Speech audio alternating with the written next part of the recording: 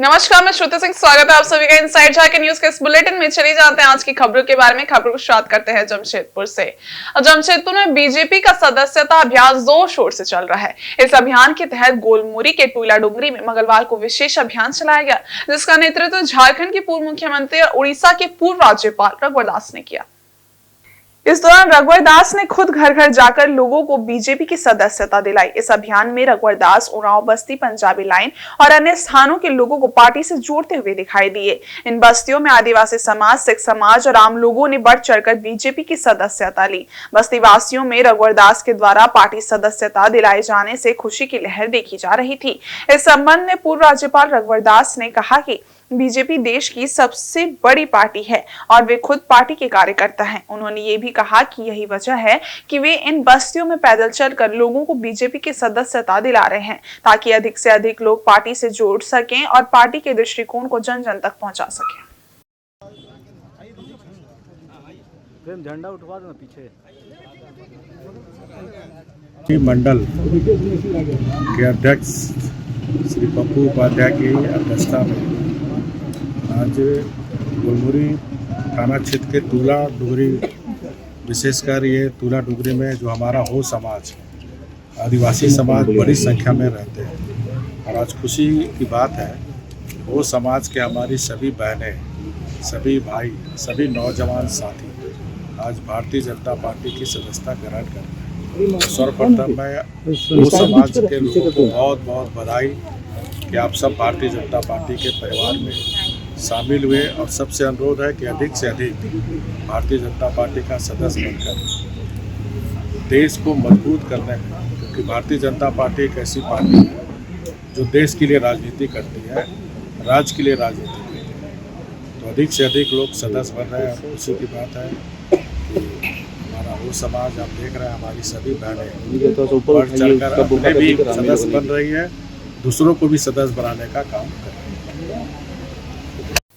वहीं पूर्वी सिंहभूम जिले में 1 से 31 जनवरी तक चलाए जा रहे सड़क सुरक्षा अभियान के अंतर्गत मंगलवार को परिवहन विभाग ने बच्चों के साथ एक जागरूकता रैली निकाली। इसका उद्देश्य लोगों को सड़क सुरक्षा के प्रति जागरूक करना था।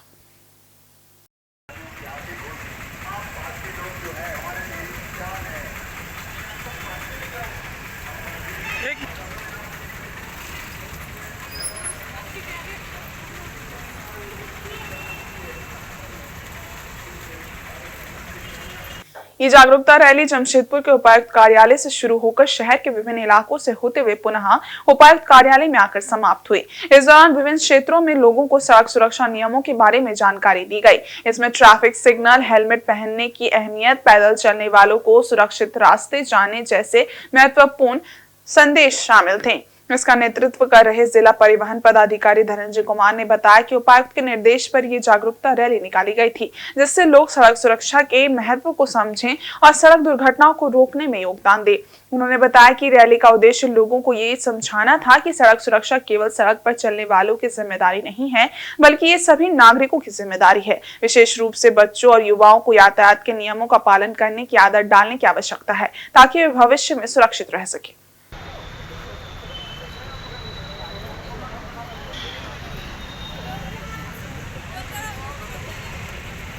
सरकार के परिवहन विभाग के द्वारा 1 से 31 जनवरी तक रोड सेफ्टी को लेकर के ये कार्यक्रम चल रहा है। उसी के क्रम में आज 28 तारीख को बच्चों के साथ एक जागरूकता सड़क पर चलाने के लिए उपायुक्त महोदय के आदेशानुसार चलाया जा रहा है। उसमें एक पैदल मार्च के द्वारा सभी लोगों को जागरूक करने का कार्य किया। अपील क्या करते हैं?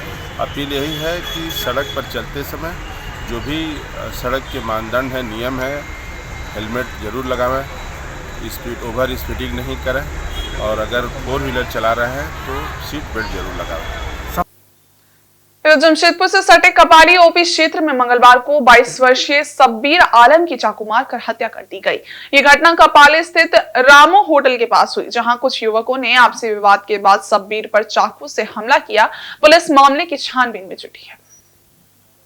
इधर घटना के बाद आनंद फानन में सब्बीर आलम को स्थानीय नर्सिंग होम में भर्ती कराया गया, जहां उसकी हालत गंभीर होने पर डॉक्टरों ने उसे एमजीएम अस्पताल रेफर कर दिया। एमजीएम अस्पताल पहुंचने पर डॉक्टरों ने उसे मृत घोषित कर दिया।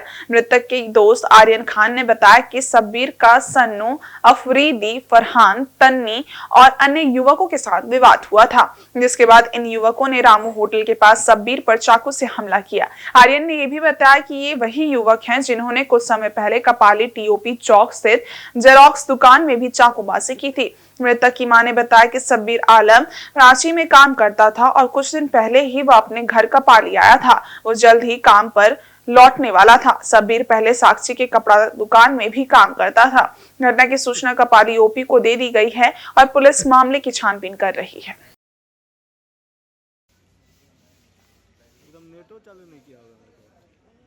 सब्बीर आलम नाम है इसका, मेरा भाई और जान से ज्यादा है, ठीक है।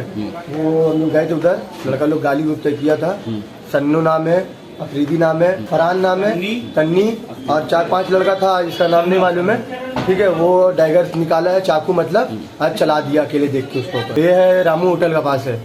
ये बीच में अभी टीओपी में भी हुआ था ना जो कांड, वही लोग चलाया है, वही लोग शामिल था, वही लोग मारा है। न वो फोन में गाली दिया गया थे, वो अपने निकाला, लोग पूरा लोग बैठा हुआ था, निकाला तुरंत डैगर उगर चला दिया। पास के माध्यम से सूचना मिली थी कि कपाली ओपी अंतर्गत रामू होटल के पास आपस के ही जान पहचान के 2 लोगों के बीच में चाकू की घटना हुई, जिसमें सब्बीर नामक आलम नामक व्यक्ति को चाकू लगी है। उसे इलाज हेतु एमजीएम अस्पताल लाया गया, जहां पर उसे डॉक्टरों द्वारा मृत घोषित कर दिया गया। इस संबंध में हम लोग अभियुक्त की मतलब नाम पता का सत्यापन करते हुए इस कांड में जो भी संलिप्त है उस पर हम लोग आगे की कार्रवाई करेंगे। इधर जमशेदपुर में के गोविंदपुर थाना क्षेत्र से Shrinath rock garden housing complex में मंगलवार रात चोरों ने एक ही समय में 9 से 10 फ्लैट्स को निशाना बनाकर चोरी की बड़ी वारदात को अंजाम दिया। चोरों ने खासकर उन फ्लैट्स को चुना जो लंबे समय से बंद पड़े थे। इस घटना के बाद सोसाइटी में हड़कंप मच गया और स्थानीय लोगों ने घटना के खिलाफ जोरदार विरोध प्रदर्शन किया। स्थानीय लोगों का कहना था कि हाउसिंग कॉम्प्लेक्स के मैनेजमेंट द्वारा हाल ही में फ्लैट्स का सर्वे कराया गया था। इस दौरान किसी ने इन फ्लैट्स की रेकी की हो सकती है, जिससे चोरों को यहां चोरी करने का मौका मिला। लोगों का यह भी मानना है कि यदि सुरक्षा व्यवस्था मजबूत होती तो इस घटना को रोका जा सकता था। इससे पहले भी गोविंदपुर क्षेत्र में चोरी की कई घटनाएं सामने आ चुकी हैं। सोमवार को दयाल सिटी के 4 फ्लैट्स और घोड़ाबांधा के आंगन सोसाइटी के 3 फ्लैट्स में चोरी हुई थी और एक दिन बाद ही रॉक गार्डन फ्लैट्स में ये दूसरी बड़ी चोरी हुई है। जांच में ये सामने आया है कि चोरों ने राकेश कुमार, एमएम महतो, पदलोचन मिश्र, अनिल कुमार सिन्हा, राम कुमार सिंह सहित अन्य फ्लैट्स से नगद और बहुमूल्य गहनों की चोरी की। इन चोरी की घटनाओं में अनुमानित तौर पर 25 से 30 लाख रुपए की संपत्ति की चोरी हुई है। चोरी की इस घटना ने फ्लैट मालिकों को हिलाकर रख दिया है और वे अब अपनी सुरक्षा को लेकर गंभीर सवाल उठा रहे हैं। चोरी की वारदात के बाद स्थानीय लोगों में आक्रोश है। उनका कहना था कि उन्होंने सोसाइटी में सुरक्षा की उम्मीद से ही फ्लैट्स खरीदा था, लेकिन इस घटना के बाद सुरक्षा को लेकर वे चिंतित हैं। लोगों का कहना था कि पुलिस और सोसाइटी प्रबंधन की जिम्मेदारी है कि वे सुरक्षा के उचित इंतजाम करें। कुछ लोगों ने ये भी आरोप लगाया कि पुलिस की गश्त में कमी आई है, जिसके कारण चोरों का मनोबल काफी बढ़ गया है। पहले पुलिस नियमित गश्त करती थी, लेकिन अब ये गश्त बंद कर दी गई है। इधर चोरी की सूचना मिलते ही गोविंदपुर पुलिस मौके पर पहुंची और मामले की जाँच पड़ताल की। अंदर पूरे ज्वेलरी था इनके यहाँ, कल शादी होना था यहाँ, अंदर भी है ना, अंदर भी है, अंदर पूरे सोसाइटी में गैंग आया है।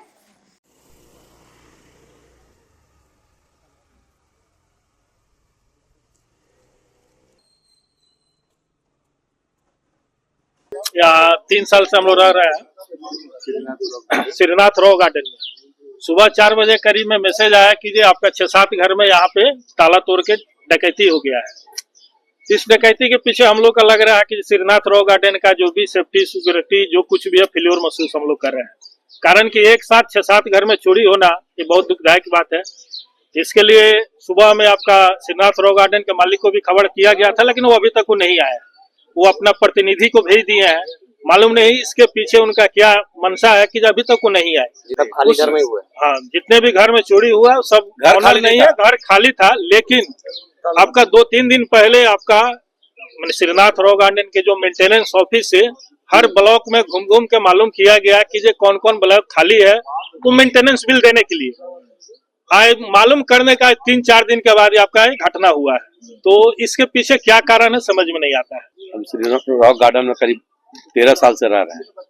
इस तरह की पहली बार ऐसी घटना घटी है। आज तक कभी भी जब उतना व्यवस्था नहीं था कुछ भी, फिर भी ऐसा कभी नहीं हुआ था। लेकिन हमको ऐसा लगता है कि बिल्डर सीसीटीवी भी लगे हुए हैं। फुटेज मिला है? फुटेज हम लोग को नहीं पता चला, अभी फ्लैट में नहीं है, हर फ्लैट में नहीं है, लेकिन है लगा हुआ है। और जैसा हमको लग रहा है कुछ दिनों से बिल्डर जो यहाँ के लोगों को धमकी भी दे रहा है, कहीं पानी काट दे रहा है एब्सेंट में, कभी बिजली काट दे रहा है, लोगों को परेशान कर रहा है, कभी मेंटेनेंस बढ़ा रहा है, एक साथ चिट्ठी भी दे रहा है कि हम लोग तुम लोगों को सुविधा सब खत्म कर देंगे। तो हम लोग को ऐसा लग रहा है कि इन लोगों का सब मिली भगत यहाँ का, जितना भी सिक्योरिटी का व्यवस्था है सब 80 साल 70 साल लंगड़ा लूला को ही रखा हुआ है। लोग एक भी काम का सिक्योरिटी नहीं, जो उस कुर्सी से उठ तक नहीं सकता है। और इतना सुबह से 4 बजे की घटना है। बिल्डर को हम लोग कितना बार संपर्क करने की कोशिश किया यहाँ का लोग, लेकिन वो आज तक हमारे सामने नहीं आया है। अभी 9:15 हो गया, अभी तक कुछ नहीं आया है। और ये लोग परेशान करने का एक तो ये बना लिया, अपना सोच किया ये लोगों को परेशान कर यहाँ का रेसिडेंस को। बताइए ना सर, क्या हुआ यहाँ पे? अभी हम लोग को थोड़ा देर पहले एक फोन आया कि भाई जो है ये हमारी बहन का फ्लैट है, इसमें चोरी हो गया है। तो अभी हम लोग आकर के देखें तो मतलब कि जो है वो पूजा रूम में जो था वो लॉकर में सारा ज्वेलरी, अभी शादी होने वाला था, ज्वेलरी वगैरह जितना था सब कुछ जो है सब डब्बा खुला हुआ है। तीनों रूम में जो है जितना अलमारी तोड़ दिया गया है और सब जो है कीमती सामान जो है यहाँ से ये हो गया है। बहन हमारी उड़ीसा में रहती है, बडमल में रहती है, टीचर बंद पड़ा हुआ था। और सारा सामान देखिए वो सेंट्रल लॉक वगैरह सब तोड़ करके जो है किस प्रकार ले गया है। और मालूम चला कि आसपास जो है 6-7 फ्लैट है, सभी फ्लैट में मतलब कि जो है चोरी हो गया है। तो ये तो व्यवस्था लोगों को समझ में नहीं आ रहा है कि किस प्रकार के यहाँ इतना हैवी सिक्योरिटी है, क्या क्या है, उसके बाद इस तरीके का चोरी हो गया है। घर में चोरी हुआ है, आके देख रहे हैं कि ये मेरे मम्मी पापा का घर है। हम यहाँ पे पीछे में टोपाज 1 में रहते हैं, ये इमरल्ड है, इमरल्ड 201। तो यहाँ पे आके देख रहे हैं पूरा सोना गोल्ड ज्वेलरी सब बिखरा हुआ पड़ा हुआ, ऐसा कैश भी था, कुछ सब कुछ ले गया है। रमसम 6-7 लाख का तो होगा ही। और कैश का हमको इतना अमाउंट का पता नहीं है क्योंकि पापा मम्मी रखते हैं, वो भी गया ही होगा। भी शहर में रात में चलेंगी आज से। हम लोग जो गैंग का पैटर्न नोटिस कर रहे हैं उसके तहत हम लोग को कुछ उसमें क्लूज मिले जिस पर हम लोग कार्रवाई करेंगे। बट आपके माध्यम से हमारी ये भी एक अपील रहेगी कि हर सोसाइटी की भी एक जवाबदेही बनती है कि थोड़ी सी सिक्योरिटी की तरफ अपनी कार्रवाई की जाए। जैसे इस सोसाइटी में हम लोग देख रहे हैं कि बाउंड्री वॉल नहीं है, इतने बड़े सोसाइटी में अगर और बाउंड्री वॉल के पीछे केवल जंगल झाड़ी है, ऐसे असामाजिक तत्वों के लिए काफ़ी अच्छा हाइडिंग स्पेस बन जा रहा है। तो ये ऐसे रहेगा तो उनको भी हम लोग बुलावा दे रहे हैं। पुलिस अपने तरफ से कार्रवाई करके उनको रोकेगी और कर भी रहे हैं, इंटेंसिव पेट्रोलिंग हो भी रही है। बट अगर ये सब चीज़ होगी तो हमारे भी काम मुश्किल होगी। तो इसमें हमारी आपके थ्रू ये अपील रहेगी कि सिक्योरिटी के ऊपर भी ध्यान दिया जाए, जो मेंटेनेंस होता है उसमें सिक्योरिटी पे भी कार्रवाई की जाए, अच्छी सिक्योरिटी गार्ड्स को हायर किया जाए। यहाँ पे सिक्योरिटी गार्ड्स की भी कमी दिख रही है जिस हिसाब से बड़ा सोसाइटी है। बट उसमें हमारा ये नहीं है, हम एक्स्ट्रा अपने तरफ से बाइक पेट्रोलिंग चलाएंगे, अपनी तरफ से हम जो डिटेक्शन में कार्रवाई कर रहे हैं प्रिवेंशन में भी कार्रवाई करेंगे। और सरायकेला जिले के गमरिया से टायर कॉलोनी के जर्जर 2 फ्लैट सोमवार देर शाम पूरी तरह से ढह गए। गनीमत रही कि इससे पहले दीवारें टूट कर गिरने लगी, जिससे वहां रहने वाले लोग सतर्क हो गए और समय रहते अपने सामान को बाहर निकालकर सुरक्षित स्थान पर चले गए। फ्लैट के निवासियों ने बताया कि इस फ्लैट का निर्माण वर्षों पहले किया गया था। देखरेख के अभाव में इनकी स्थिति काफी जर्जर हो गई थी। इसको लेकर निवासियों ने कई बार कंपनी प्रबंधन से शिकायत की, लेकिन उनकी शिकायतों पर कोई कार्रवाई नहीं की गई। फ्लैट के निवासियों का कहना है कि यदि समय रहते हम बाहर नहीं निकले होते तो आज बड़ी अनहोनी हो सकती थी। लोगों ने अपनी जान बचाने के लिए जरूरी सामान लेकर तुरंत फ्लैट खाली कर दिया। हालांकि एक परिवार का सामान मलबे में दब गया। स्थानीय निवासियों ने प्रशासन और कंपनी प्रबंधन से समस्या का स्थायी समाधान निकालने की मांग की है। उन्होंने कहा कि फ्लैट की जर्जर स्थिति को गंभीरता से लेते हुए आवश्यक कार्रवाई की जानी चाहिए ताकि भविष्य में कोई बड़ा हादसा न हो। टाटा स्टील ने घटना पर प्रतिक्रिया देते हुए बताया कि इन इमारतों के गिरने से किसी प्रकार की जनहानि नहीं हुई है। कंपनी ने स्पष्ट किया कि ये इमारतें पहले से खाली थी, जिससे एक बड़ा हादसा टल गया। जबकि प्राप्त जानकारी के अनुसार उस फ्लैट में 7 कर्मचारियों का परिवार रहता था। जिनमें सुनील मिश्रा, आसिफ ठाकुर, नंजी सिंह, झुनझुन पांडे, गुरुचरण महतो और अन्य 2 कर्मचारियों के परिवार शामिल हैं। घटना की जानकारी मिलते ही आपातकालीन प्रतिक्रिया टीम मौके पर पहुंची और स्थिति का जायजा लिया। टाटा स्टील ने कहा है कि स्थिति पर बारीकी से नजर रखी जा रही है और ये सुनिश्चित किया जा रहा है कि क्षेत्र पूरी तरह सुरक्षित रहे। ये फ्लैट टायो रोल्स कंपनी की थी और पहले ही असुरक्षित तथा रहने के लिए अयोग्य घोषित कर दी गई थी।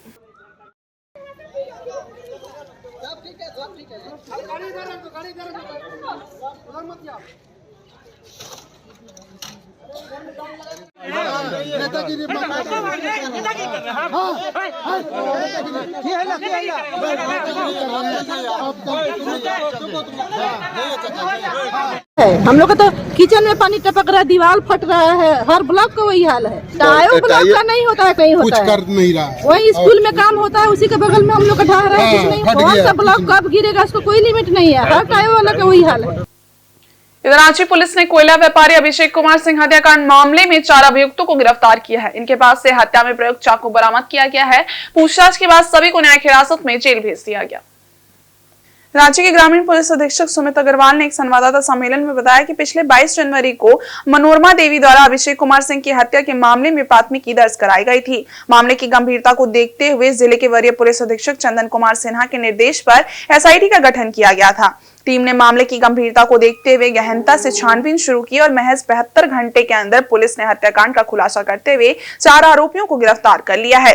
इनमें से मुख्य आरोपी आजाद अंसारी एनडीपीएस मामले में पहले भी जेल जा चुका है। उन्होंने बताया कि कोयला व्यापार से जुड़े विवाद में अभिषेक कुमार सिंह की हत्या हुई थी। हत्या से पहले दोनों एक साथ बैठकर नशे का सेवन कर रहे थे।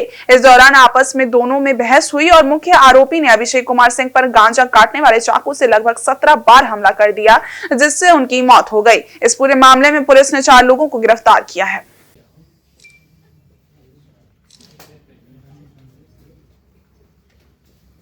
गांजा का सेवन करते थे। इसी बीच दोनों में विवाद उत्पन्न हुआ था और गांजा पीते समय विवाद पूरा पी जाने के कारण हुआ और पुरानी जो दुश्मनी थी, एक मंशा थी, तो उसी को लेकर आक्रोश में ये कार्य किया गया। ये आजाद अंसारी के साथ थे और इन्होंने हत्या करने में अपनी संलिप्तता, ऐसा कोई प्लानिंग नहीं था, एटेंडन ये कार्य किया गया। ठीक। वहीं पूर्वी सिंहभूम जिले की बीएलओ पूर्णिमा महतो को विधानसभा चुनाव में सर्वाधिक मतदान कराने के लिए जिला प्रशासन द्वारा सम्मानित किया गया है। इस सम्मान के बाद पूर्णिमा महतो ने खुशी जताते हुए कहा कि उन्हें इस सम्मान से बड़ा गर्व महसूस हो रहा है। पूर्णिमा महतो ने बताया कि उनका बूथ चतरो गांव में था, जहां कुल 555 मतदाता थे। इनमें से 495 लोगों ने मतदान किया, जो कि 90% का रिकॉर्ड मतदान प्रतिशत था। इसके लिए उन्हें प्रशस्ति पत्र देकर सम्मानित किया गया है। उन्होंने बताया कि मतदान को बढ़ावा देने के लिए जिला प्रशासन के निर्देश पर उन्होंने घर घर जाकर लोगों को मतदान के लिए प्रेरित किया, जिसका नतीजा ये शानदार मतदान प्रतिशत रहा। सम्मान मिलने पर कुर्मी समाज के पोटका अध्यक्ष धनंजय महतो और उपेन महतो ने भी उन्हें बधाई दी। पूर्णिमा महतो ने कहा कि ये सम्मान उनके क्षेत्र के लोगों की मेहनत का परिणाम है और वे इसे और बेहतर कार्य करने की प्रेरणा के रूप में लेंगी।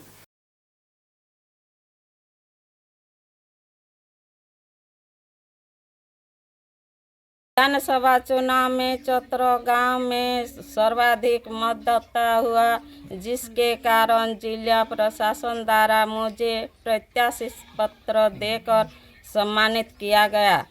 मेरा प्रयास था कि जिला प्रशासन के निर्देश अनुसार अधिक से अधिक लोग को मतदान कराया था, जिसमें मैं सफल हुई। 90% चतरो में मतदान हुआ, जिसके कारण मुझे सम्मानित किया गया है जिला प्रशासन।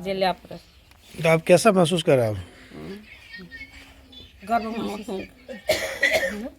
कैसे महसूस हो रहा है? महसूस कर रहे हैं कि आज जिला प्रशासन द्वारा आज अच्छा कार्य करने का मतलब जो रिजल्ट मिला, तो इसी तरह सबको आगे बढ़ चढ़ के हम लोग को मतदान करना चाहिए। और आज हम लोग का पोटका विधानसभा में चौतरो गांव 90% मतदान देकर तीसरा स्थान प्राप्त किए, तो इसमें सबका सहयोग रहा।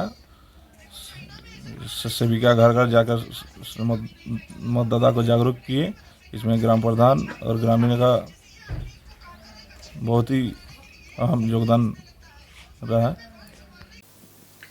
और चक्रधरपुर रेल मंडल डीआरएम तरुण हुरिया मंगलवार सुबह आदित्यपुर रेलवे स्टेशन पहुंचे। यहां उन्होंने नवनिर्मित प्लेटफॉर्म संख्या 1 एवं 2 का निरीक्षण किया। इसके बाद प्लेटफॉर्म से ट्रेनों का परिचालन सामान्य तरीके से शुरू कर दिया गया। निरीक्षण के बाद डीआरएम ने प्लेटफॉर्म से ट्रेनों के परिचालन शुरू करने का आदेश दिया। अब यहां से सामान्य तरीके से ट्रेनों का आवागमन होगा। अब नवनिर्मित रेलवे स्टेशन भवन पूरी तरह कार्य करने लगा है। डीआरएम तरुण हुरिया ने बताया कि जल्द ही आदित्यपुर रेलवे स्टेशन से कई नई ट्रेनें खुलेंगी, जिसकी तैयारी की जा रही है। वहीं टाटानगर स्टेशन पर लोड कम करने के उद्देश्य से भी आदित्यपुर रेलवे स्टेशन तक ट्रेनों का परिचालन किया जाएगा।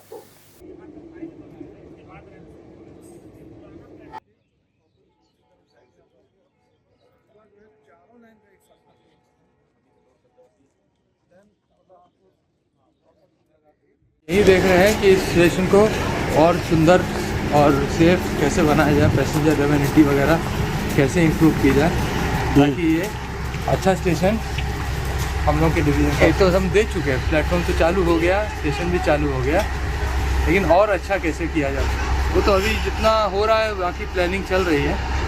तो देखिए अब हम लोग कोशिश तो इसको और कैसे अच्छा बनाया जा सके, ज़्यादा सेफ बनाया जाए। और सरायकेला जिले के गम्हरिया स्थित टायो कॉलोनी में जर्जर हो चुके फ्लैटों के धाराशाही होकर गिरने की घटना के बाद मंगलवार को पूर्व मुख्यमंत्री और बीजेपी विधायक चंपाई सोरेन मौके पर पहुंचे। उन्होंने धाराशाही फ्लैटों में रह रहे प्रभावितों से मुलाकात की और उन्हें हर संभव सहायता देने का आश्वासन दिया। चंपाई सोरेन ने कहा कि वे जल्द ही टाटा कंपनी प्रबंधन से बातचीत करेंगे और फ्लैटों में रह रहे प्रभावितों को उनके अधिकार दिलाने का प्रयास करेंगे। उन्होंने ये भी बताया कि टाटा प्रबंधन से मजदूरों के हक और अधिकार को लेकर संघर्ष करना उनकी पुरानी आदत है। वे पहले भी कई बार मजदूरों के मुद्दे को टाटा प्रबंधन के सामने उठाकर उनके हक की लड़ाई लड़ चुके हैं और आगे भी वे बंद टायो कंपनी के मुद्दे को प्रबंधन के समक्ष उठाएंगे। इस अवसर पर गम्हरिया अंचलाधिकारी अरविंद कुमार बेदिया, टायो संघर्ष समिति के अध्यक्ष अजय शर्मा और कॉलोनी वासी भी मौजूद थे। इस मामले पर टायो कंपनी संघर्ष समिति के अध्यक्ष अजय शर्मा ने बताया कि कंपनी प्रबंधन द्वारा फ्लैट गिरने से प्रभावित लोगों की सूद तक नहीं ली गई है। प्रभावित लोगों ने निर्णय लिया है कि जब तक प्रबंधन प्रभावित लोगों को घर में बसाने की प्रक्रिया शुरू नहीं करती, तब तक वे लोग ठंड में सड़क पर ही परिवार के साथ रहेंगे। गौरतलब है कि टायो कॉलोनी के फ्लैटों को कंपनी ने जर्जर घोषित कर दिया है, लेकिन इसके बावजूद लोग इन फ्लैटों में रह रहे हैं, जिससे वहां खतरे की आशंका बनी हुई है।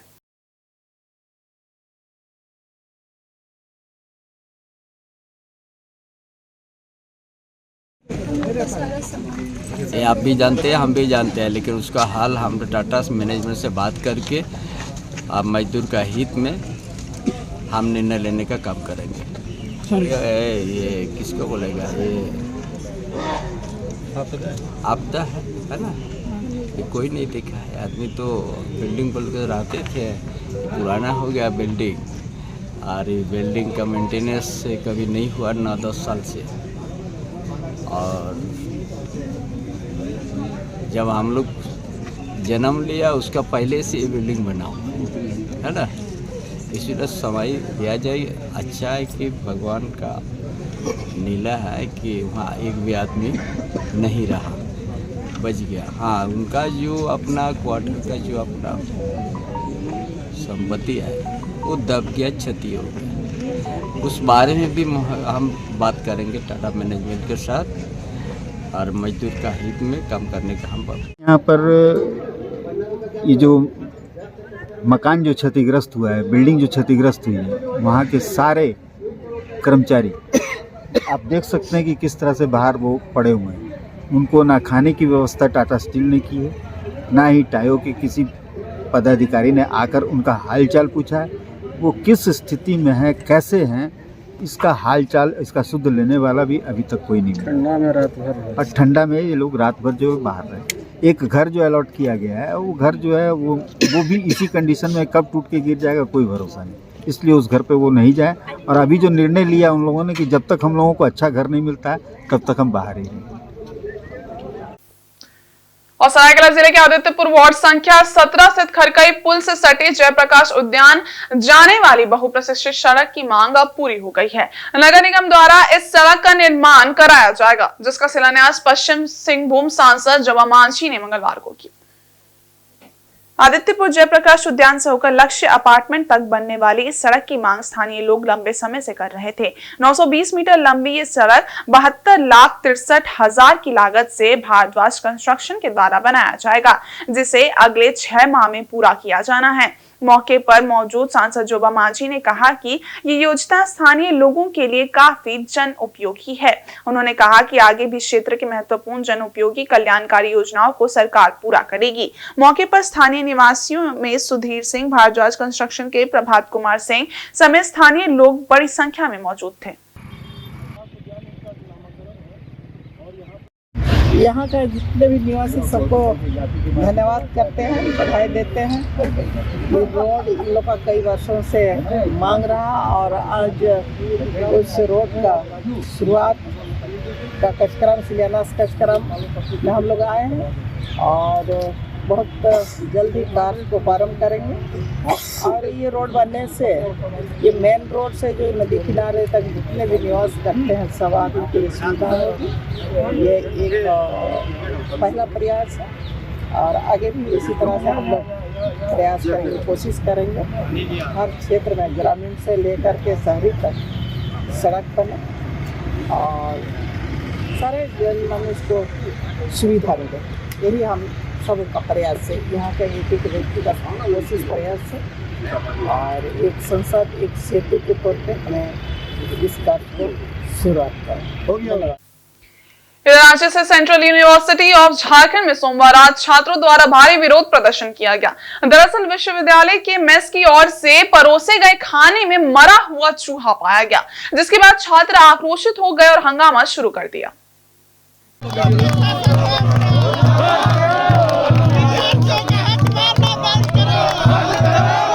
प्रदर्शनकारी छात्रों ने मेस में तोड़फोड़ की और 100 से अधिक छात्रों ने देर रात तक विश्वविद्यालय के एडमिन ब्लॉक के सामने धरना दिया। छात्रों का कहना था कि उन्हें हर महीने 2600 रुपए मेस शुल्क के रूप में देना पड़ता है, लेकिन इसके बावजूद उन्हें खराब गुणवत्ता का खाना मिलता है। बार बार शिकायत करने के बाद भी यूनिवर्सिटी प्रशासन का ध्यान नहीं जाता। धरने के दौरान छात्रों ने विश्वविद्यालय प्रशासन और वाइस चांसलर के खिलाफ जोरदार नारेबाजी की। रात 1 बजे के करीब धरने पर बैठे छात्रों के साथ कैंपस के गार्ड द्वारा मारपीट की गई, जिसमें 2 छात्र घायल हो गए। घायलों को तुरंत अस्पताल में भर्ती कराया गया। ये घटना विश्वविद्यालय प्रशासन की ओर से मेस की गुणवत्ता और छात्रों की शिकायतों पर ध्यान न देने के कारण छात्रों में बड़े असंतोष के कारण हुई। मेडिकल के लिए तो कोई मामला ये है कि रोज खाने में हम लोगों को कीड़ा, चूहा इत्यादि मिलते हैं और हमारा धर्म भ्रष्ट किया जा रहा है। इसके लिए कौन जिम्मेदार है? हमें उनके आप नॉनवेज नहीं खाते? बिल्कुल, चूहा कीड़ा मिलने से मेरे धर्म को भ्रष्ट किया जा रहा है। पर्व मना रहा है, इस पर क्या कहेंगे? हमारे धर्म पर ये सवाल उठाया जा रहा है। आज मेस में आलू सोयाबीन बना था और उसमें चूहा पाया गया और जब हम लोगों ने इसका विरोध किया कि हमें ऐसा खाना क्यों मिला जा रहा है, तो हमारे साथ हाथापाई भी हुई है। इसका जिम्मेदारी कौन लेगा? देखिए यही है कि बहुत बार कंप्लेन करने के बावजूद भी मेस का जो खाना है, ठीक है, वो वही क्वालिटी मेंटेन किया जा रहा है जो कि खाने लायक नहीं है। इस वक्त ये हुआ है कि चूहा को पाया जा रहा है खाने में। जमशेदपुर की परसुडी पुलिस ने ब्राउन शुगर की तस्करी करने के मामले में एक आरोपी को गिरफ्तार किया है। इसके पास से लाखों रुपए का ब्राउन शुगर बरामद किया गया है। फिलहाल पुलिस इस गैंग के सरगना की तलाश कर रही है। गिरफ्तार अभियुक्त कीताड़ी गाड़ीवान मोहल्ला का रहने वाला मोहम्मद आबिद खान है। इसके खिलाफ जुगसराय, परसुडी और सुंदरनगर थाना में दर्जन भर मामले दर्ज हैं। इस संबंध में एसएसपी किशोर कौशल ने बताया कि पुलिस को गश्ती के क्रम में गुप्त सूचना मिली थी कि कीताड़ी केंद्रीय विद्यालय के रास्ते आबिद खान नामक व्यक्ति ब्राउन शुगर लेकर आने वाला है। उक्त सूचना के आलोक में डीएसपी लॉ एंड ऑर्डर के नेतृत्व में एक टीम का गठन किया गया। उक्त टीम ने एक व्यक्ति को स्टेशन की तरफ से कीताड़ी की ओर आते देखा। तभी उसकी नजर अचानक पुलिस बल पर पड़ी तो वह भागने का प्रयास करने लगा। पुलिस बल के सहयोग से उस व्यक्ति को पकड़ लिया गया। उससे पूछताछ करने पर वो शुरू में अपना नाम बदल कर बता रहा था। दबाव बनाए जाने पर उसने अपना परिचय दिया। उसकी तलाशी लेने उसके पास से 262.7 ग्राम बरामद ब्राउन शुगर पाया गया, जिसका मूल्य 25 से 30 लाख रुपए है। अब पुलिस ये पता लगाने का प्रयास कर रही है कि ये किन लोगों के साथ मिलकर ब्राउन शुगर की तस्करी करता था और इसके गैंग में कौन कौन लोग शामिल हैं। संध्या के समय इस प्रकार की एक सूचना प्राप्त हुई कि एक आबिद खान नाम का व्यक्ति जो पहले भी NDPS से संबंधित कई मामलों में अभियुक्त रहा है, वो ड्रग्स की एक खेप लेकर के जा रहा है। इसको लेकर एक टीम का गठन किया गया जिसको कि DSP law and order lead कर रहे थे। उनके द्वारा रेलवे स्टेशन के पास गीताडी की ओर से आते हुए जिस व्यक्ति के संदर्भ में आसूचना थी उसकी जब तलाशी की गई तो उसके पास से कुल मिलाकर 262.7 ग्राम जो है वो ब्राउन शुगर प्राप्त हुआ है। और इस व्यक्ति की अगर हम बात करें तो पूर्व में भी इसके विरुद्ध परसोटी थाने में 5 मामले और सुंदर नगर में 1 मामला, जुगसलाई में 3 मामला और कुल मिलाकर अगर परसोटी पे कहें तो 7 मामले जो हैं पहले से दर्ज हैं। और इन सभी मामलों में ज़्यादातर मामले जो हैं वो NDPS से संबंधित हैं, कुछ मामले लूट डकैती और आर्म्स एक्ट से भी संबंधित हैं।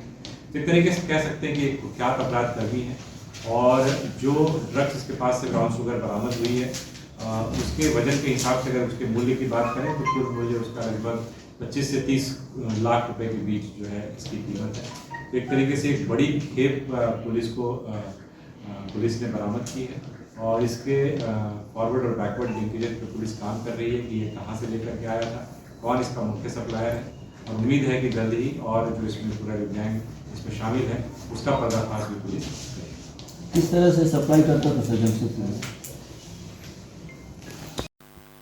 जमशेदपुर के बिष्टुपुर बागमती रोड स्थित कपड़ा कारोबारी के घर में डकैती करने के मामले का पुलिस ने खुलासा कर लिया है। इस मामले में 5 अभियुक्तों को गिरफ्तार किया गया है। इनके पास से पुलिस ने लूटे गए कुछ आभूषण और घटना में प्रयुक्त हथियार बरामद किया है।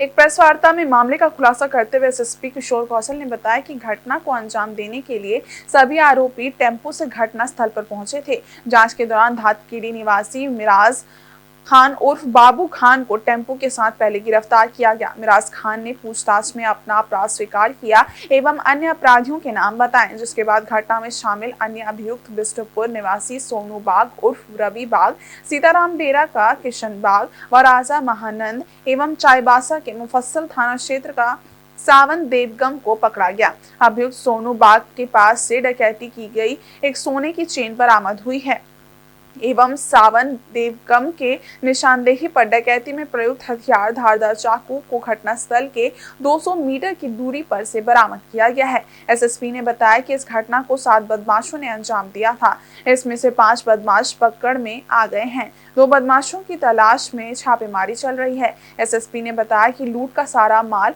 अभी बरामद नहीं हुआ है।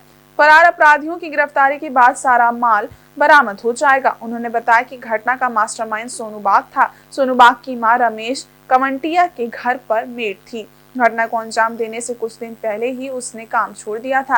बताते हैं कि सोनू बाग अपनी मां को काम पर छोड़ने जाया करता था। वहीं से उसने रमेश कवंटिया के घर की पूरी जानकारी हासिल की थी।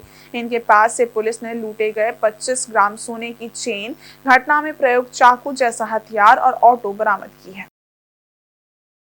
जी सर, देखिए दिनांक 19/1/2025 को बिष्टुपुर थाना अंतर्गत एक डकैती की घटना को कुछ अपराध कर्मियों के द्वारा अंजाम दिया गया था, जिसमें कि बागमती रोड स्थित एक घर में एक बुजुर्ग दंपति रहता था, जहां पर कुछ व्यक्ति एक निजी कंपनी के कर्मचारी के रूप में गए और पार्सल देने के नाम पर उन्होंने घर को खुलवाया और उसके बाद उस कपल को ओवरपावर करके उन्होंने वहां से कुछ ज्वेलरी वहां से लूट की घटना को ज्वेलरी की अंजाम दिया। इसके बाद तुरंत ही इस घटने की संवेदनशीलता को देखते हुए पुलिस अधीक्षक नगर के नेतृत्व में एक SIT का गठन किया गया, जिसमें कि DSP CCR, थाना प्रभारी बिष्टुपुर व अन्य पदाधिकारी शामिल थे और इनके द्वारा मानवीय एवं तकनीकी सूचना का संकलन करते हुए त्वरित कार्रवाई की गई और इस मामले में कुल मिलाकर के 5 अपराध कर्मियों की गिरफ्तारी हुई है, जिसमें कि एक ऑटो चालक भी है जो पहले भी इस प्रकार के मामलों में जेल जा चुका है। उसके द्वारा अपने ऑटो का एक तरीके से यूज़ किया गया, ड्राइव करते हुए इन लोगों को लेकर के वहाँ पर वो आया। और इसमें एक और अपराध कर्मी है सोनू बाग, जिसकी माँ जो है बेसिकली वहाँ पर मेड के रूप में काफ़ी दिनों तक उसने काम किया हुआ है तो उसे इस बात का आइडिया था कि कौन लोग यहाँ रहते हैं, कौन लोग किस आर्थिक साख के हैं, क्या उनकी वित्तीय स्थिति है और कौन अकेले रहता है, कौन बुजुर्ग है, इस प्रकार की सारी जानकारी इसके पास में मौजूद थी। तो इसी को लेकर के इसने अपने अन्य दोस्तों के साथ, जो सभी अपराध कर्मी रहे हैं, मोटा मोटी सभी का आपराधिक इतिहास है, और मिराज जो कि ऑटो ड्राइवर है उसके साथ मिल करके उन लोगों ने प्लान किया और उस दिन संयोग से शहर में एक बड़ा सांस्कृतिक कार्यक्रम भी एक जगह पर आयोजित था। उसका भी कहीं ना कहीं इन लोगों ने लाभ उठाने की कोशिश की और वहाँ पर पहुँचे और पहुँचने के बाद इस घटना को अंजाम दिया। झारखंड की हेमंत सोरेन सरकार पुलिस जवानों की सुविधाओं पर विशेष ध्यान दे रही है और इसी के तहत अब जवान मनचाहे जिले में पोस्टिंग पा सकेंगे। राज्य के 1700 जवान जल्द ही अपने मनचाहे जिलों में भेजे जाएंगे। झारखंड सरकार पुलिस जवानों को हर वो सुविधा मुहैया कराना चाहती है जिससे उनका मनोबल बढ़े और राज्य में शांति व्यवस्था कायम करने में वह अपनी महती भूमिका निभा सकें। कई बार ये देखा गया है कि कुछ जिले में पोस्टिंग होने पर पुलिस जवान आनाकानी करते हैं, तो वहीं कई ऐसे जवान भी हैं जो उन जिलों में जाना चाहते हैं। ऐसे में राज्य के डीजीपी अनुराग गुप्ता ने QR कोड के माध्यम से ऐसे जवानों को निमंत्रित किया था, जिसके तहत 1700 जवानों ने अपने मन चाहे जिले जाने की मंशा जाहिर की है। मैं मानता हूं कि जवानों का हौसला बढ़ाने के लिए कुछ चीज़ें करनी चाहिए जो हम कर रहे हैं। पहला है कि इनकी प्रमोशन सही समय पर मिलनी चाहिए। तो हम लोगों ने पुलिस मुख्यालय में निर्णय लिया है कि जिस प्रकार से IPS अधिकारियों को 1 जनवरी को उनकी जो प्रमोशन मिलती है, इसी प्रकार से हमारे हर जवान को, हर कर्मी को उसकी प्रमोशन ससमय मिलनी चाहिए। और हम लोगों ने काफ़ी इसमें प्रयास किया और काफ़ी सफलताएं प्राप्त की हैं। न केवल प्रमोशन बल्कि ACP, MSCP के जो लाभ है वो मिलने चाहिए। दूसरा, हमारे जो चतुर्थ वर्गीय कर्मी हैं, जो हमारी पुलिस की पंक्ति के अंतिम छोर पे खड़े हैं, उनकी प्रमोशन भी बहुत लंबे समय से नहीं हुई है। हम लोगों ने उसके भी अधिनियम बना करके सरकार को भेजे हैं और माननीय मुख्यमंत्री जी ने स्पष्ट मेरे को स्वयं 3 बार 4 बार बोला है कि आप इनको प्रमोशन दिलाइए। तो हम प्रयास कर रहे हैं कि जो हमारे चतुर्थ वर्गीय कर्मी हैं, कुक हैं, गार्डनर हैं, लेबर क्लास के जो लोग काम करते हैं, मेहनत कश लोग हैं, जो हमारी पिकेट से हमारे जवानों की देखभाल करते हैं, उनको भी प्रमोशन मिलनी चाहिए। इसके अलावा हर रैंक में अभी जैसे DSP की जो सीनियर DSP की प्रमोशन अभी 38 लोगों को मिलनी चाहिए और ये हमारे राज्य सरकार का एकदम कड़ा वो निर्देश है कि सभी पंक्ति के लोगों को उनका मनोबल बढ़ाने के लिए पुलिस में प्रमोशन दीजिए। ये हमारा पहला काम रहेगा। इतना ही नहीं, हेमंत सरकार चाहती है कि पुलिसिंग के अंतिम पंक्ति के कर्मियों को भी पूरी सुविधा मिले। ऐसे में जहां 38 सीनियर DSP के प्रमोशन को लेकर कार्रवाई तेज की गई है, तो वहीं चतुर्थ वर्गीय कर्मियों के लिए भी प्रावधान बनाकर सरकार को सौंपे गए हैं। इसी के साथ जल्द ही मुख्यमंत्री के हाथों 7 पुलिस परिवारों को 1-1 करोड़ की सहायता राशि प्रदान की जाएगी, जिसके पीछे की वजह DGP ने बताई। दूसरा, आप जानते हैं कि हम लोगों ने स्टेट बैंक ऑफ इंडिया और बैंक ऑफ इंडिया के साथ, स्टेट बैंक, SBI और BOI दोनों के साथ में हम लोगों ने एक समझौता किया, करार किया है। यदि कोई भी हमारा जवान या पुलिस अधिकारी जो कि इन दोनों बैंक में किसी भी बैंक का जिसका सैलरी अकाउंट इनमें है, यदि वो किसी एक्सीडेंट में मारा जाता है तो उसको 1 करोड़ रुपया मिलेगा। और ऐसे मुझे लगता है करीब 7 लोग इस महीने में 8 लोग हैं जिसपे हम 1-1 करोड़ रुपया देंगे। वहीं पूर्वी सिंहभूम जिले के पोटका स्थित मानपुर पंचायत के लोगों को पिछले 3 माह से 2 PDS दुकानों से अनाज नहीं मिल पा रहा है।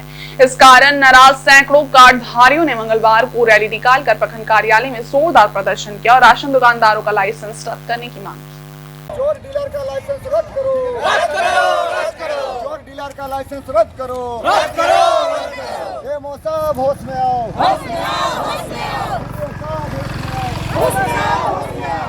लाभुकों ने आरोप लगाया कि उन्हें नवंबर, दिसंबर और जनवरी का राशन नहीं दिया गया है, जबकि राशन दुकानदारों ने ई-पोस्ट मशीन में फिंगरप्रिंटिंग लेकर राशन देने का वादा किया था। कार्डधारियों में इसे लेकर रोष व्याप्त है। उन्होंने जल्द से जल्द राशन वितरित करने और PDS दुकानदारों के खिलाफ कड़ी कार्रवाई की अपील की। प्रदर्शनकारियों ने प्रखंड के marketing officer doctor Ashok Kumar को मांग पत्र सौंपते हुए राशन दुकानदारों का लाइसेंस तुरंत रद्द करने की मांग रखी।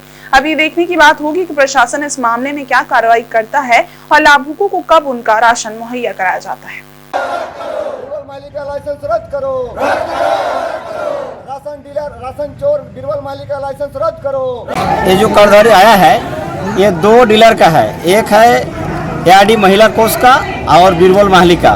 ये 2 राशन डीलर जो है बीरबल माली चलाता है। लेकिन अभी तो कार्डधारी का नवंबर, दिसंबर और जनवरी ये 3 महीने का राशन अभी तक नहीं दिया है। इसलिए आज कार्डधारी बाध्य होकर आया है। बार बार उसको बोला गया कि आप राशन दीजिए, लेकिन वो टालवाना करते रहता है, गाली गलौज भी करता है। इसीलिए लास्ट तक आज महिला लोग, आज सब कार्डधारी लोग आया है कि हम लोग का एकदम राशन देना होगा, और अगर नहीं देगा तो उसका लाइसेंस रद्द किया जाए, यही मांग है।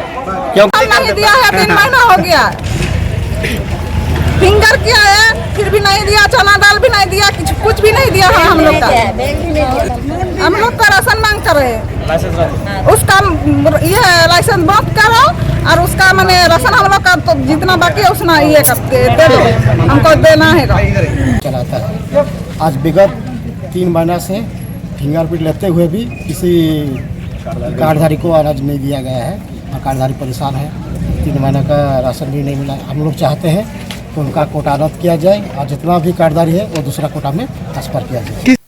और आज के इस बुलेटिन में बस इतना ही। हम कल फिर हाजिर होंगे कुछ और नई खबरों के साथ। तब तक के लिए देखते रहिए इनसाइड झारखंड न्यूज। धन्यवाद।